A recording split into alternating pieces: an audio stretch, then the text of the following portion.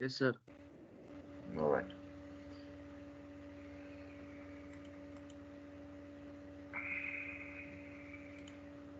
All right. So in the last class, we were discussing things related to constructor and regarding the classes and objects. So in today's class, we'll be looking towards the overloading of the constructors. This concept we have already seen before, but at this point, we'll be uh, looking into the topic again. We'll look into few of the examples because I have covered related to the overloading of constructors in previous classes.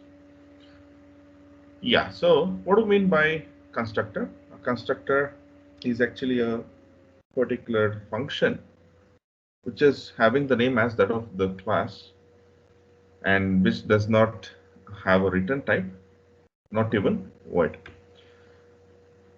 Okay, the next question which you can ask is, can I have more constructors? Yes, you can have more constructors provided these constructors have to be unique to themselves. How unique? The constructors should have different parameter list, right? And when I speak about the parameter list, we'll also have few programs. I mean, the next session is all about the parameters. We'll look into it. So yeah, parameter refers to what are the information which are sending for the constructor. So this will be a parameter list for a constructor.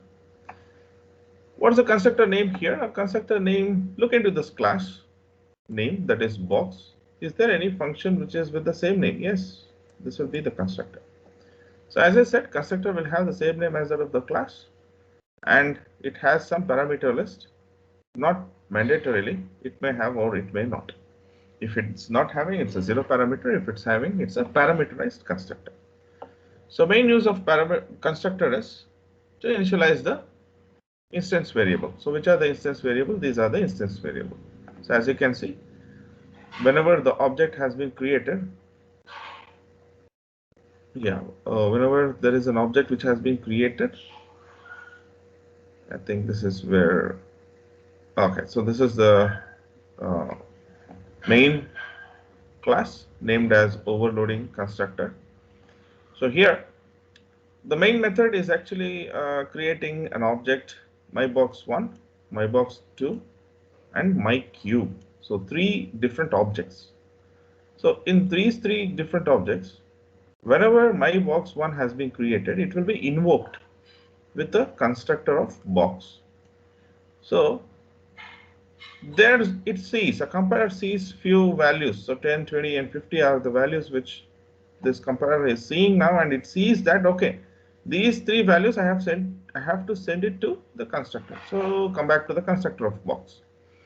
And box here also, as I said, with the parameters, box can have many constructors also. So this is no parameter, this is one parameter, this is three parameter. Accordingly, compiler will search, is there a constructor box which is having those three parameters. So it looks, okay, is there a box with three constructor? Yes. Again, is it best suitable? It is double, double, double, but you're sending it int, int, int. It looks exactly for int, int, int. If not, yes, double can also hold the value of int. Give it. So WHD, that is 10, 20, and 50 value will be with W, H, and D. Again, those will be initialized to width, height, and depth of the object myBox1. Similarly, for myBox2, the control will again come back here. Once the constructor's work is done, the control will come back to the main method.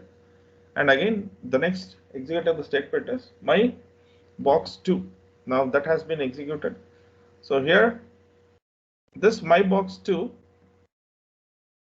is dealing with a zero parameter constructor. And here with the constructor here, do I have any parameters? No. So it searches that, do we have any zero parameter constructor? Okay, here it is parameterized. So this is not suitable for this. here I don't have any parameters. So yeah, this will be the best one. So if as I'm not sending anything, I'm initializing with -1, -1, -1. That means by default, -1 value will be for width, height, and depth. Similarly, I'm also creating another object which is of my cube with box of 7 as a value. So is there any box which takes only one value? Of course, with the box. So here I'm equating width, height, depth is equal to length. So all the three values will be equated to the length value which it has. So what am I sending here? 7 is the value which I'm sending here. Next we have another instance method member function of the class box. So double volume. So whenever I instantiate or call this method volume, it returns width, height, and depth. All right. So the concept here is all about the overloading constructors. That means the constructors having many name of the same class name, but we have different constructor parameter list. This is a concept of the parameter overloading, right? And I think this is a very simple concept. So we shall just look into what will be the answer. So, all right. So once we create three objects, my box 1, my box 2, and my cube. So double volume. Double volume in the sense it's just a variable here in my main class. Maybe it is used later. So volume equal to my box 1 dot volume. So control, where does it go? Control now searches for my box 1 object. Okay, so my box 1 object is having these three value by default. All right, so the control goes in this way from here, and it looks for the volume, because in my box 1 object I have three information: width, height, and length. Is it? So yeah, length. So what is the 10, 20, and 15? Width, height, and depth.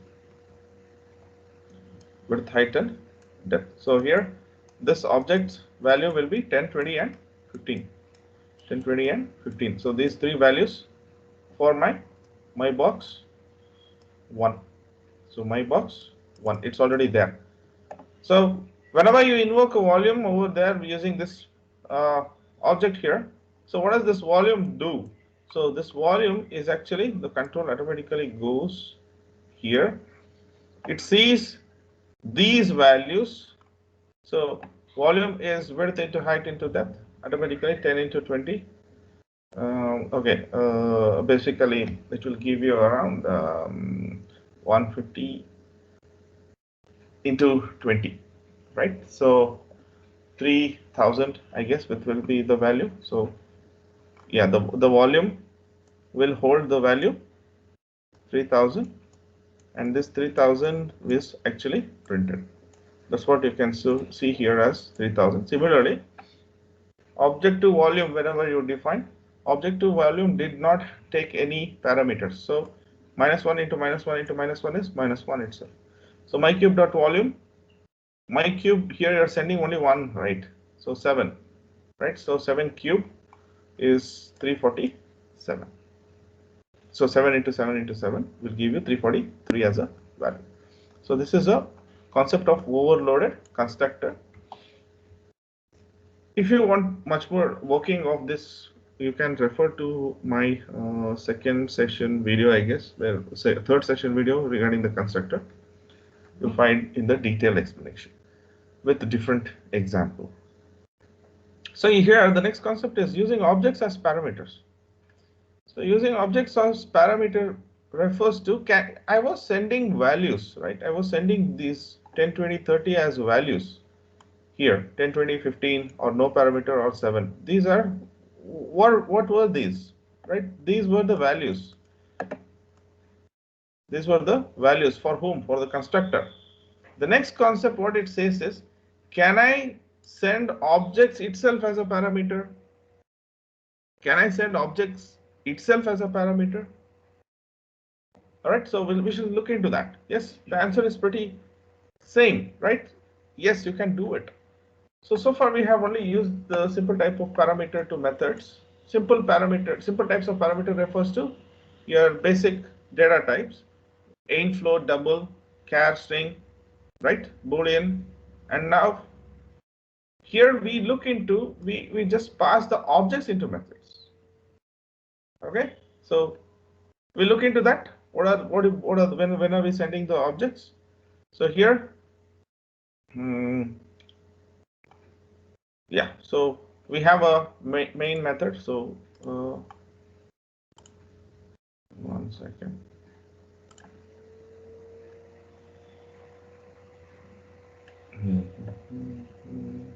Okay, so this was the program which I just copied down. Yeah, so I'm giving the class name as parameters, main class name as parameter. Then I'm creating an object of class test. Check whether there is a test class. Yes, there is a test class. In this test class, I have variable of a and b, right? So next I have a, what do you call this as? It's a constructor, right? So constructor with parameters I and j. So I have a constructor, parameter is constructor, two parameters constructor. So this I am giving it to a, and this j I'm giving it to b. So the first object, whatever you send the value, that is 120 for the obj1. So 122 will be here, 100 will be saved to a, and 22 will be given to b. All right, coming back, I'm also creating second object and third object with respective value 122. So basically object 1, object 2 both have the same value. Object 3 value is -1 and -1. I hope the concept here is clear for you. If you have any doubts, kindly stop me over here and you can ask. So the next important thing is system.out.println checking whether the object 1 is equal to object 2. Right, checking whether object 1 and object 2 are equal or not. If, okay, how do I know whether object 1 and object 2 are equal? So we are just using a method called as equals, right? It's a member variable in class test. So it's a member variable in class test. So I have an equal here. So object 1 dot equals object 2. What is this type now? This object 2 is of type test, right? So here I'm sending a object itself as a parameter. That's perfectly fine in Java. You can send the objects as same as that of your values, right? Or basic data type values, right? So this is not a data type. So this is of type of class whom test. So here you are sending this object. On the other side, you also need to look into the same thing, whether it is received as an object itself. So here you're sending as an object what? So here you're sending it as a test obj2, right? Similarly, here also the receiving end should also be of same type. Obj is of type test. Here it should be received and saved in the object O, which is also of type test. You can see test dot equals of test, right? If you change this as something else, error will pop up, right?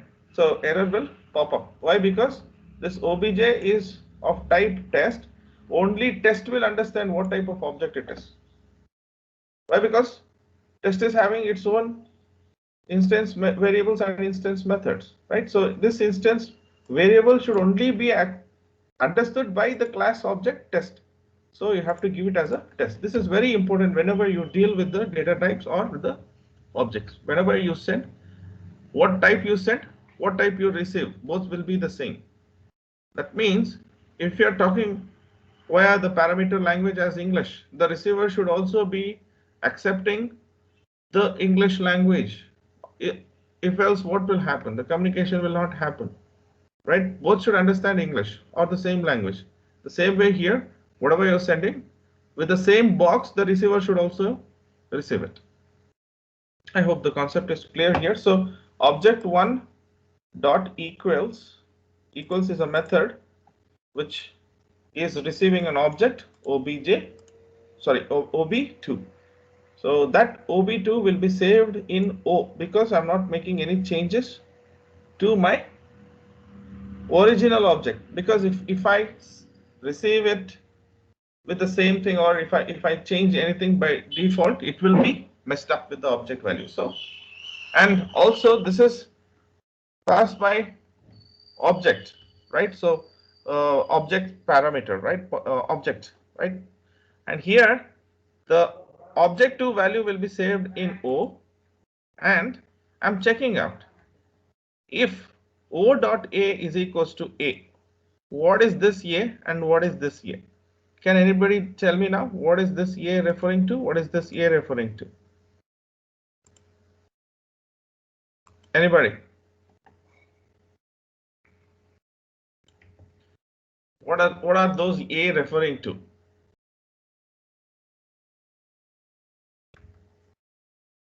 Yeah? Anybody?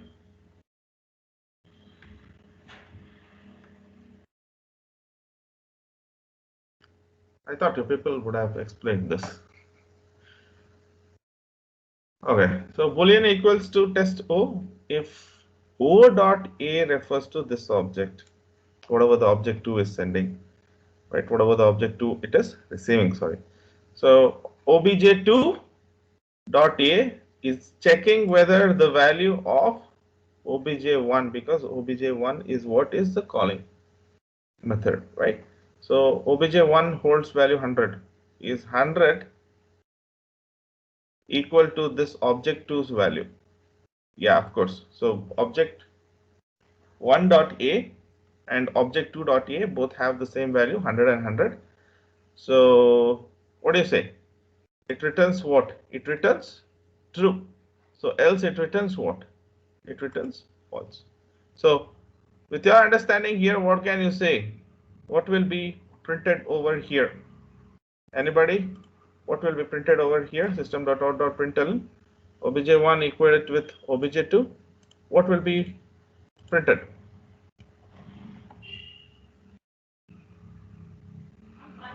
What will be printed? True. So it returns true.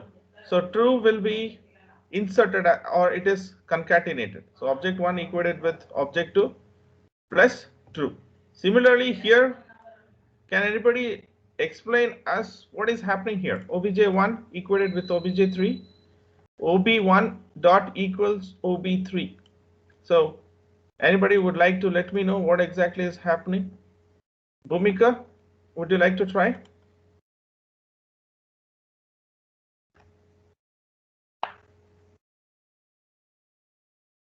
Bhumika?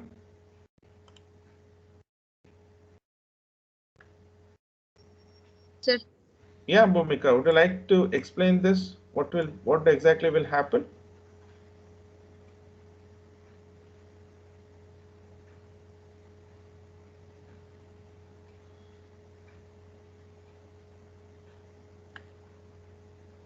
Okay, Prajwal. yes, It returns false, sir. Okay, how exactly it returns false? Would you elaborate on that?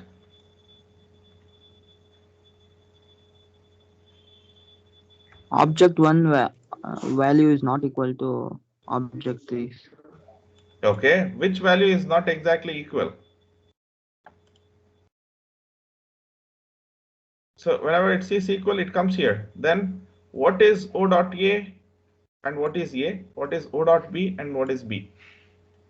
Can I explain this?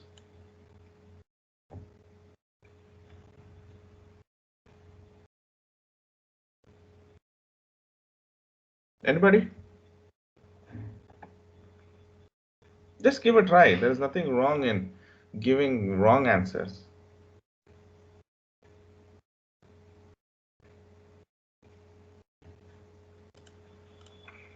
Okay.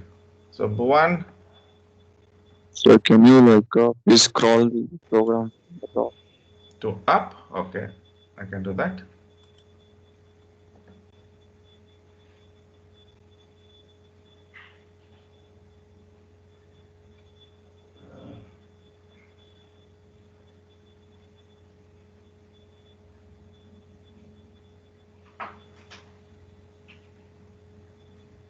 dot A is equal to 100, 22. O dot B is equal to -1. Okay, so If condition here, is specified. uh-huh. So they are not equal, so it returns as a false. Okay, so here, what is this A? This A is 100. This value is 22. But what is O dot A? That is, this O is holding object 3. So object 3 is -1 and -1. So here -1 is not equal to 100. Here -1 is not equal to 22. So both values are not the same, right? So both gave the false and false here, and automatically it returned false. Let's check out. I run the application program here.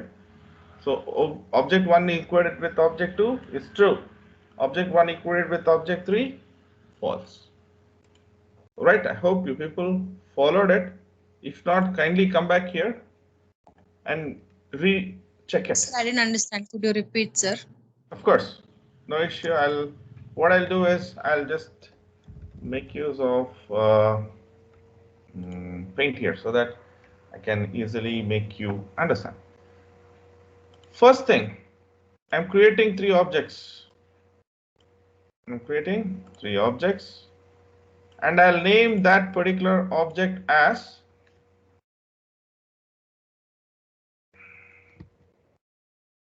object name obj1, obj2, obj3. So I'll name this as ob1.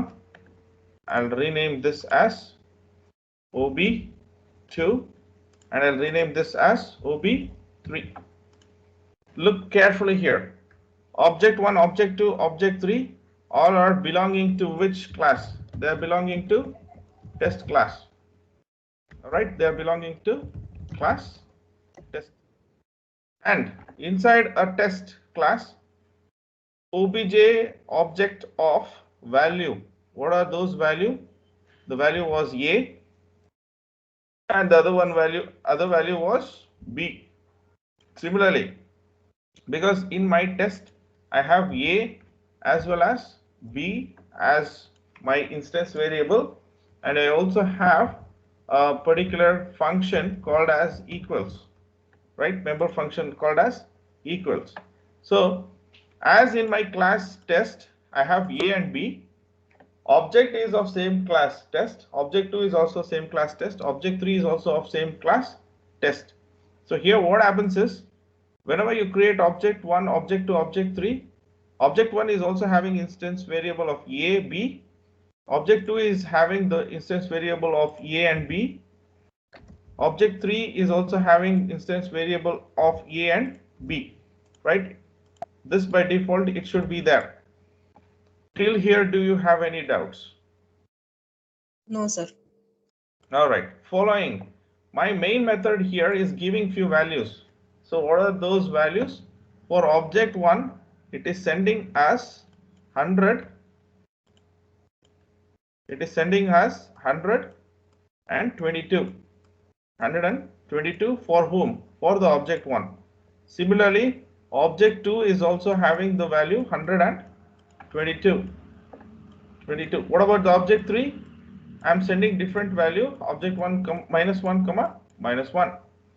So here once I send these values, so automatically A will be assigned with 100 and B will be assigned with 22.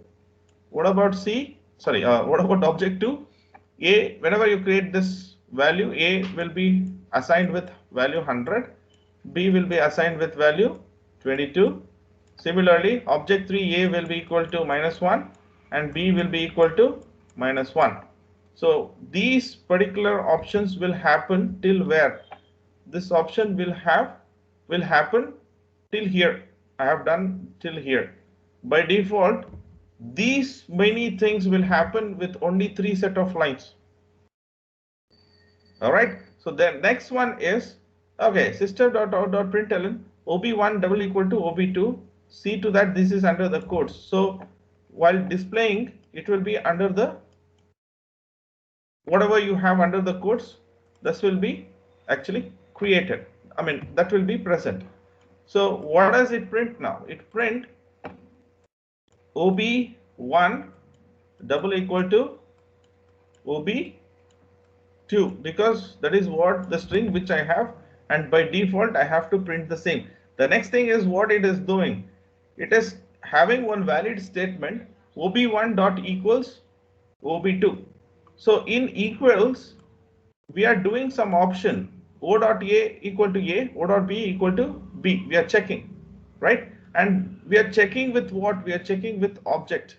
We are sending the object, we received an object, and we are checking with it. So see carefully here what exactly we are doing. So in this equals method, it is actually checking for two things, right? Equals is actually getting an object which is of O. This is O, okay? So here, what is it checking with? It is checking with O dot A is equal to A with ampersand. O dot B is equal to what? B, and this is a if condition. So if condition from here to here. So from here to here. Now, what is this A? What is this A? I have to check it out. That is important. So first thing, what am I calling with? OB1 dot equals OB2. OB1 and OB2 are checked over here. OB1 and OB2 values are checked over here. So OB1A is what? So here, okay, here what do I have? Here I have O. In this O, which object is saving? This object is saving, object 2. So object 2s will be saved in O, right? So O will be object 2. So O dot A is nothing but this value. O dot B value is nothing but 22. Why? Because O is same as OB2. I hope you understand. Do we have any doubts still here? Yes, sir. No, sir. All right. So O is equated with OB2. That means OB2 A value is 100 and O dot A value is also 100, because both are pointing to same place. Both are pointing to same place. Similarly, OB2 B value is 22. OB value is also 22. Got it? Got it? Yes, sir. Okay. From whom I am calling? Whose object I am calling? I am calling from object OB1. I am calling from object OB1. That means this A is belonging to OB1. This A is belonging to OB1, right? So what is that you are checking now? You are checking whether this A and O dot A both are same. Are these values same? Are these values same? The answer is yes. What about this? O dot B, that means OB2 dot B is 22 and your calling object is OB1. So OB1 B value is 22. Are both of these values same? Yes, both of these values are same. So if that is the case, then it returns true. It returns true. So you can see here, if that is the case, it is returning what? True. Else, it would have written false. Now, for the next case, would you like to explain me? For which case next? OB1 equated with OB3. How is it working? Now I want you to explain me. I'll just clear a few things here, not required.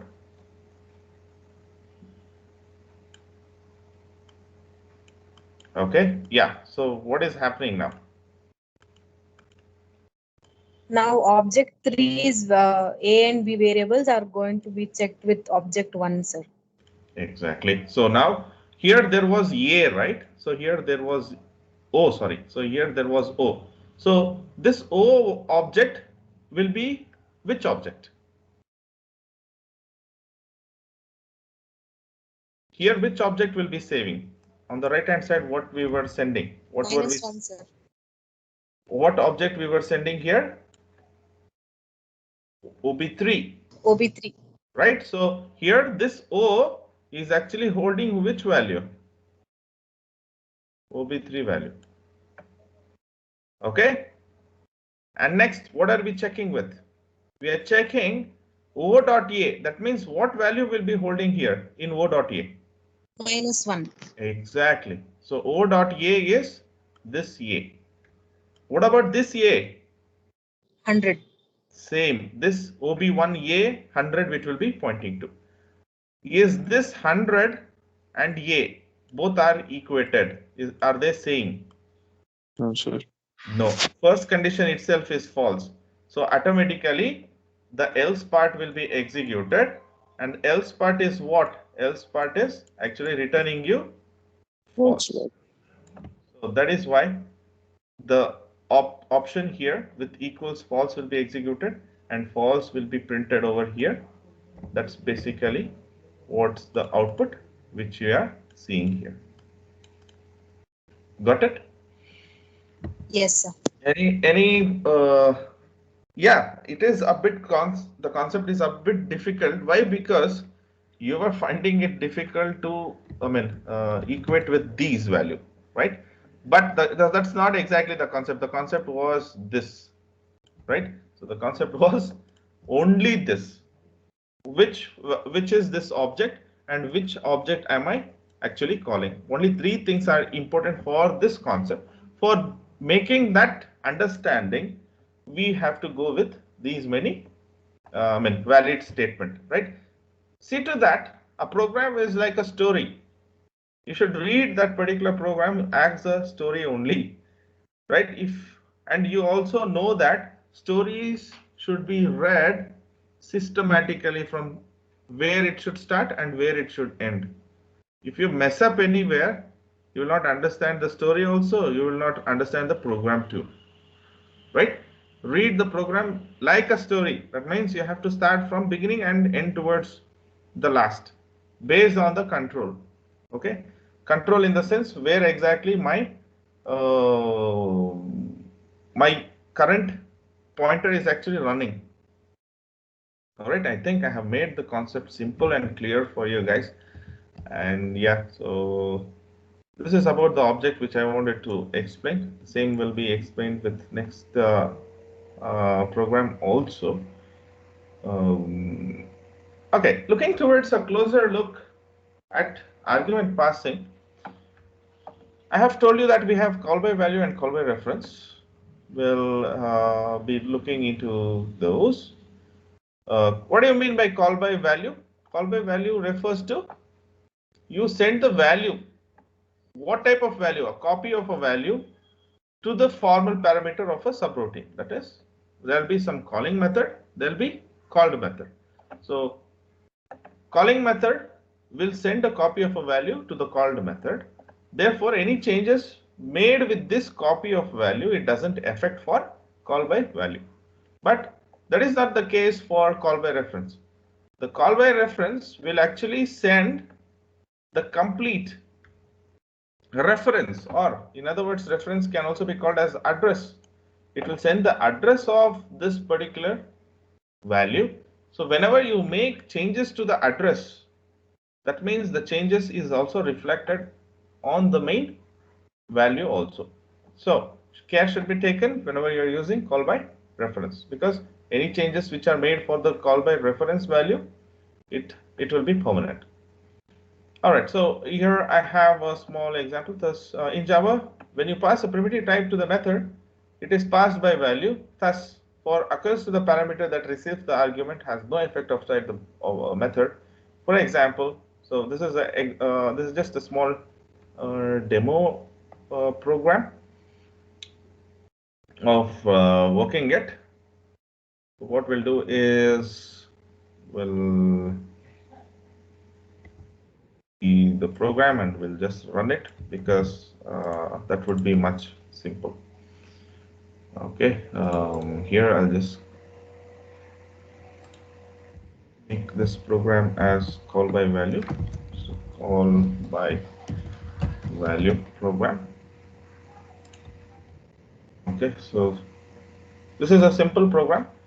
So call by value, I have main. I'm creating an object OB, and do I have a constructor in this program, guys? Do I have a constructor in this program? No, sir. No, we do not have any constructor. How do I know that we do not have any constructor? This class name function is not present, as simple as that. But it has an instant method also, that is member method it has with the name meth. So here, okay, object has been created and A is 15, B is 20, right? So I'm printing A and B before call, A as well as B. So 15, 20 will be displayed at first. Okay. So next, this A and B value is sent to object's method value, A and B. So what is this A and B? 10 and 15 and 20 again. 15, 20 will be sent here. 15 and 20 will be sent here. And I is equal to 2 times the value which I have sent, that is 15. So I will be 30. J is the value divided by 2. So 20 by 2 is 10. That means 30 and 10 will be I and J value. Okay. So you are using the value of I and J and you are altering the value of I and J. So my new I and J will be what? Here with this function here, with this function math, my I will be 30 inside here. I will be 30 and J will be 10. But once it comes out of here and if you print it, A and B value, what will be A and B value now? Would anybody like to take a guess here? What will be my values? Basically, what will be my output? Take a guess. 15 and 20. 15, 20. 15, 20. Both the time it will be 15, 20. Yes, sir. No, Yes, sir. sir. First it will be 30 and 10, and then it will be 15 and 20. Okay, so I think Bhumika is telling first time here it will print 15 and 20, and the other time it will print. It's correct, sir. It's 15 and 20 both the times. All right, okay. So Bhumika is telling us that both the time it will print 15 and 20. Let's run it. Oh, we have some issue with here. This type test is already defined. Okay, anyhow, we have some problem with this application. I'll rectify it later. But still, yeah. So A before the call is 15 and 20. A and B after call is also 15 and 20. All right. That means the value A and B which has been sent to the method has no effect, and even though it has been changed with 30 and 10. Okay. So let me check here why it was giving me some value.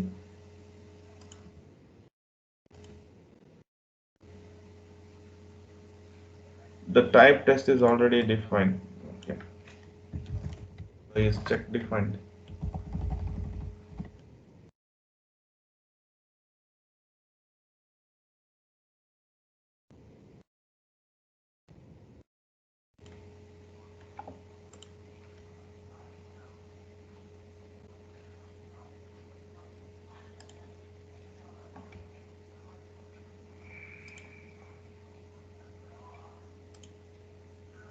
Okay, I don't know what is the error here, but this type test is already defined. Where? Okay, here I guess. Okay. Return object. Huh?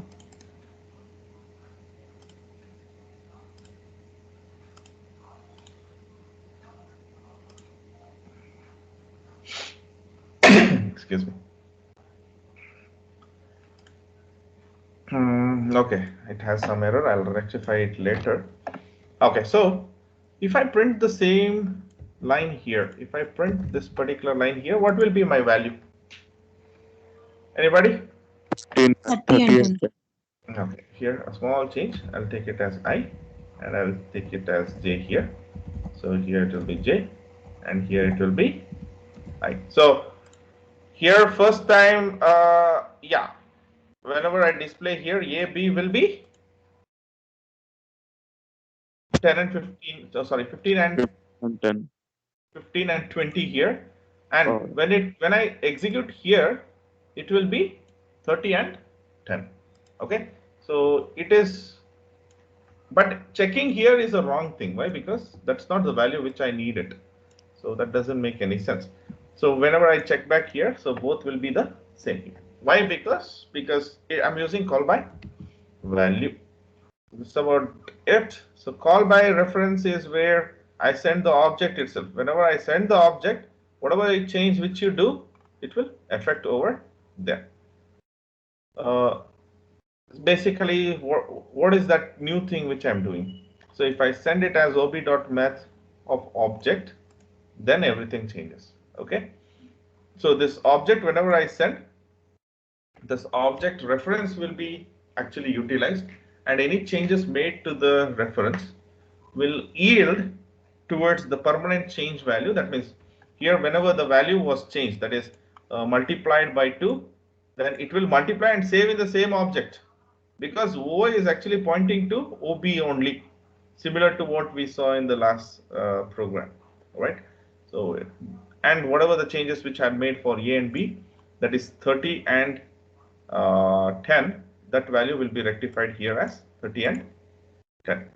So try out with that particular objects, and we'll stop at this point. We'll actually take up the topic of returning of the objects in our next class.